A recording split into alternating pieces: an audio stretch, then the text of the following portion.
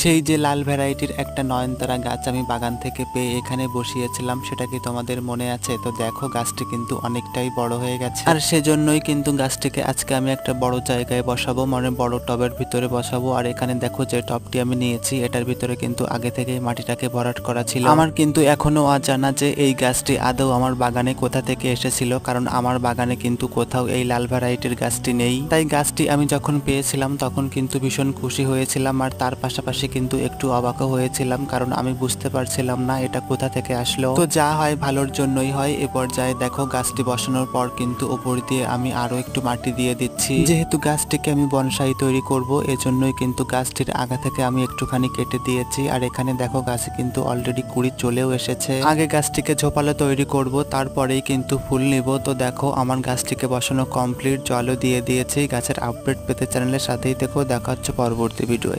Tata.